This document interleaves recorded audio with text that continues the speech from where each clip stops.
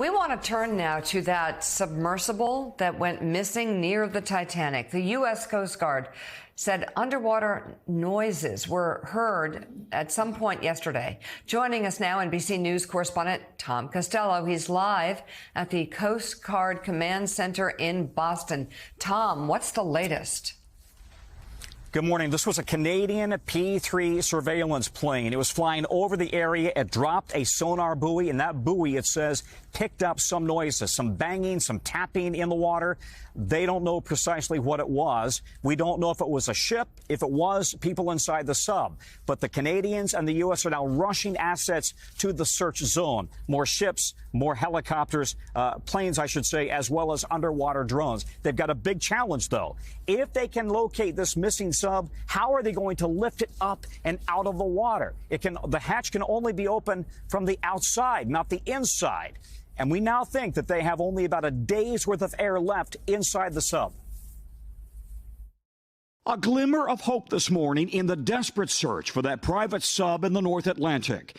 The U.S. Coast Guard says a Canadian aircraft using sonar buoys to try to locate that minivan-sized vessel detected underwater noises in the search area. And overnight, multiple reports suggest banging was heard at 30-minute intervals. That according to an internal government update on the search. 4 hours later, banging was still heard, the memo said, and it was unclear if those were the same noises detected by the sonar buoys. NBC News has reached out to the government authorities, but so far has not verified the documents. The sub and its 5 passengers disappeared Sunday near the wreck site of the Titanic. And with less than a day's worth of air, locating that vessel is a critical first step. But at a depth of 2.5 miles, it will require specialized equipment to reach and potentially bring the vessel back to the surface. Will the U.S. Navy or the Canadian Navy be able to get salvage equipment on time before the air runs out? What I can tell you is there is a full court press effort to get equipment on scene as quickly as we can. Among those on board, Ocean Gate founder Stockton Rush was piloting the sub. This past year, he talked about the risk of diving to the Titanic. At some point, safety just is pure waste.